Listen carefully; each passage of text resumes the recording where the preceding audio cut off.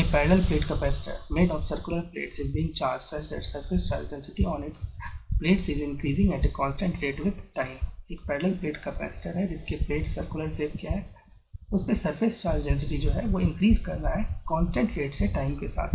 The magnetic field arising due to displacement current is, इस case में circular plates के बीच में डिस्प्लेसमेंट करंट प्रोड्यूस हो जाएगा और उससे जो मैग्नेटिक फील्ड प्रोड्यूस होएगा उसके बारे में पूछा जा रहा है. 4 ऑप्शन दिए गए हैं. तो यहाँ सबसे पहले सर्कुलर प्लेट्स ड्रॉ कर लेते हैं. एक सर्कुलर प्लेट ये है और दूसरा सर्कुलर प्लेट ये है.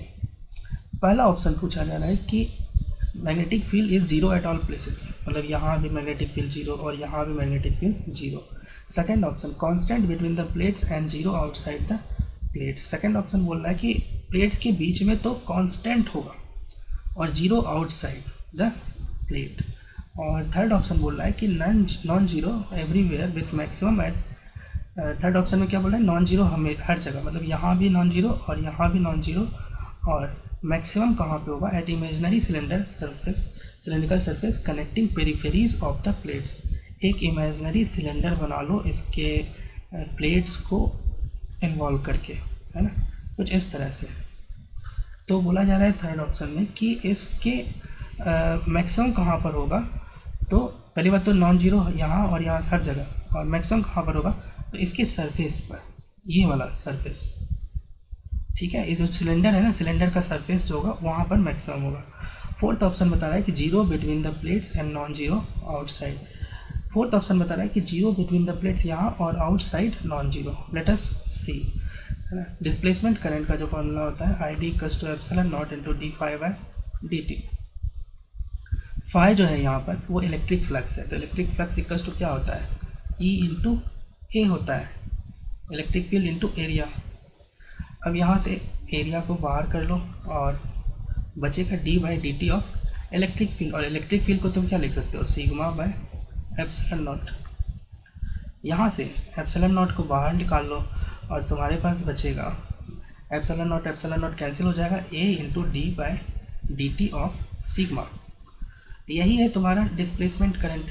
अब ये बताओ कि ये कांस्टेंट है कि नहीं, क्योंकि D sigma by D T बताया जा रहा है ना कि इंक्रीज एट सिग्मा जो इंक्रीज हो रहा है वो कांस्टेंट रेट से. इसका मतलब D sigma by D T क्या है, कांस्टेंट है. इसका मतलब डिस्प्लेसमेंट करंट जो है वो कांस्टेंट है.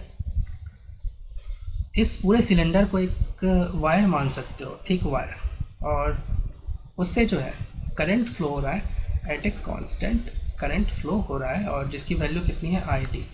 तो अब तुमको पता है कि थिक वायर के कारण जो मैग्नेटिक फील्ड होता है, तुम एक्सेस इसको मान लो, है ना, थिक वायर का एक्सेस, और यहाँ से डिस्टेंस मेजर करो, यहाँ से आर, ठीक है, ये रेडियस हो गया तुम्हारा.